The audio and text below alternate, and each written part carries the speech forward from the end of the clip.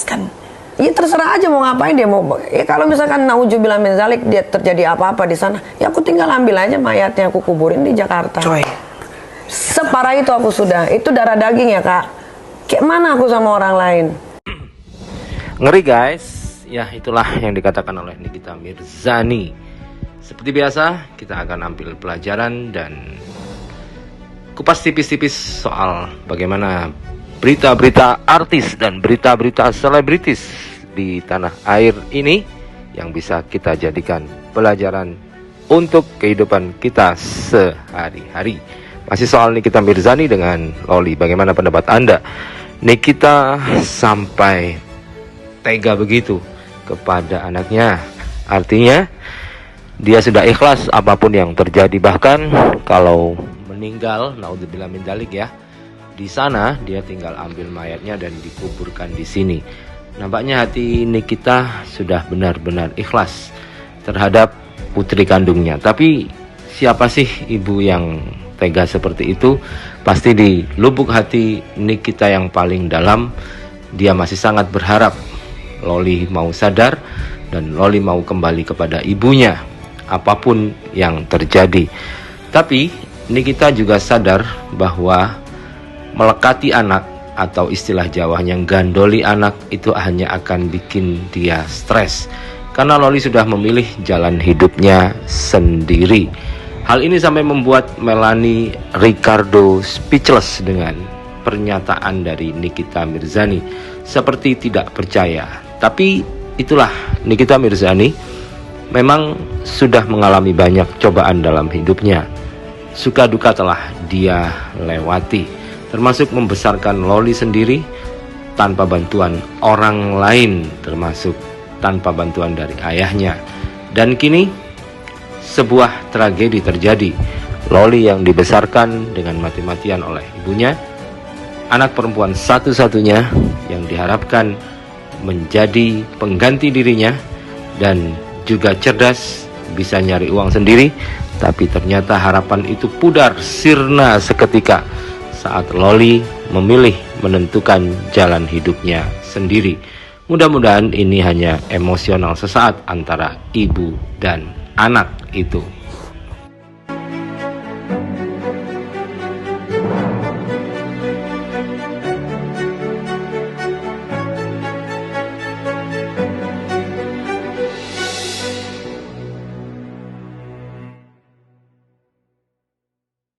Kalau sholat mah doa.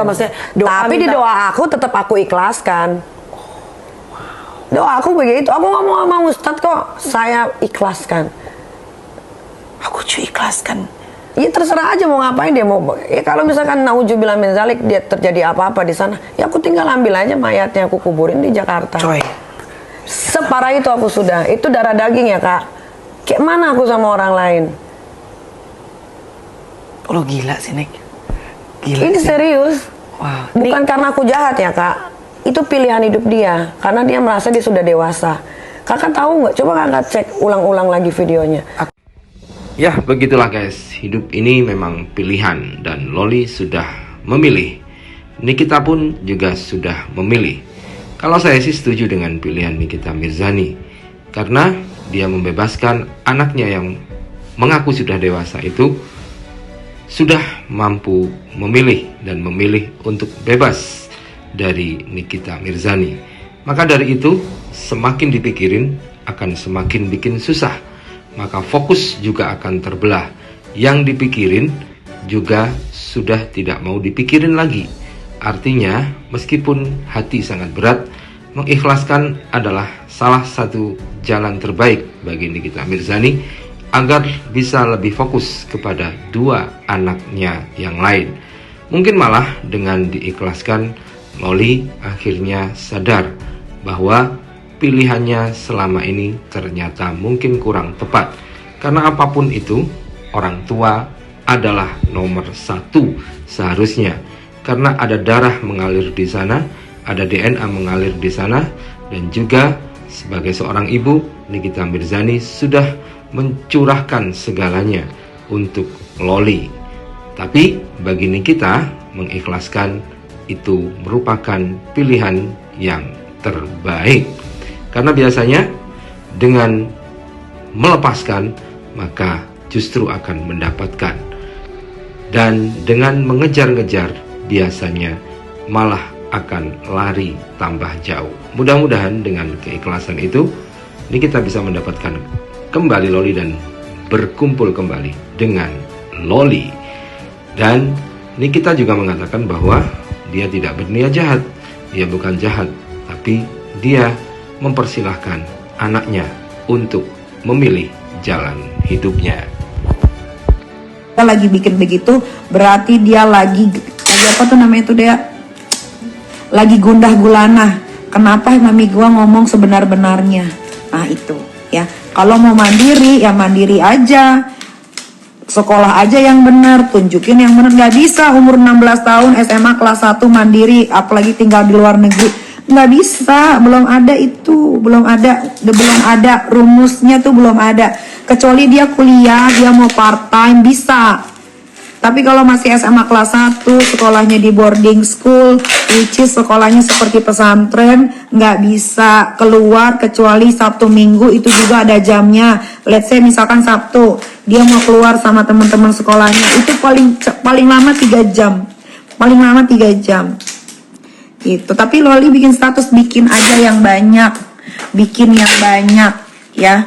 Bikin percayalah sama dia, jangan percaya sama saya. Ya, jangan percaya sama saya yang sudah mengandung dia, jangan. Ya, percaya aja sama dia, ya. Dia itu lagi pusing karena mau foya-foya gimana? Karena kagak ada duit. Yang dia pikirin tuh duit. Nggak apa-apa sebetulnya, nggak apa-apa, tapi tunggu dia kerja. Kalau masih sekolah jangan pikirin duit, tapi pikirin pelajaran. Pikirin bagaimana supaya sekolah itu lancar, dapat nilai bagus, itu baru yang bener. Jangan otaknya duit. Ini tuh dia lagi pusing mikirin duit, karena nggak ada duit. Duitnya dia tuh semua di laki-laki itu, dan itu belum ditransfer.